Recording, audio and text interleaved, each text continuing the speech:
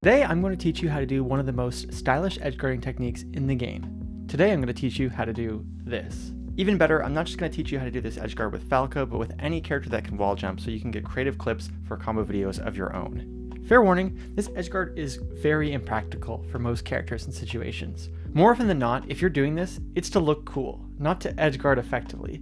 But learning cool things is fun, and it still is an effective edgeguard.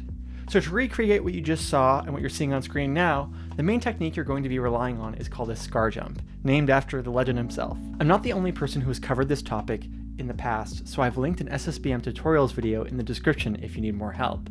But all a scar jump is a wall jump without having already used your double jump.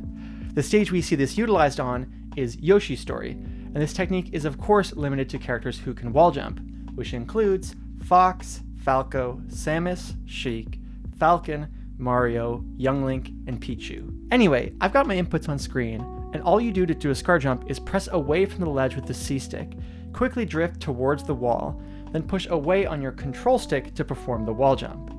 If you're not familiar with wall jumping at all, you can try going to 4-side or a similar stage to get used to the wall jump input first.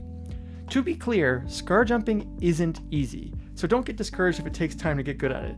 It's not something you can do right off the bat. Also, the inputs are going to be different depending on the side of the stage that you do it on, so it will take some time to get consistent on performing it from both sides. It's not uncommon to be good on one side and not so good on the other. Now that we have all of that out of the way, let's look at the edgeguard itself.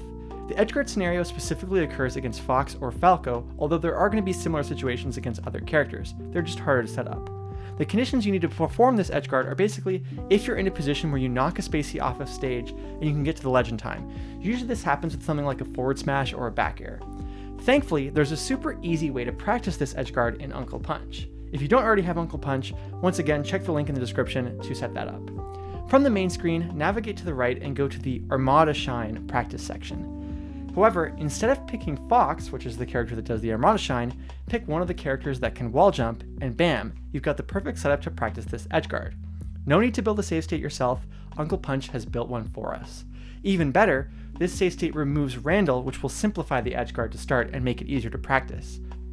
It's worth mentioning that I think Fox in particular struggles with this edgeguard, as the scar jump has to be quite quick in order to be able to recover it on stage. If the scar jump is even a bit slow, Fox falls quite quickly compared to other characters and dies before he can do anything.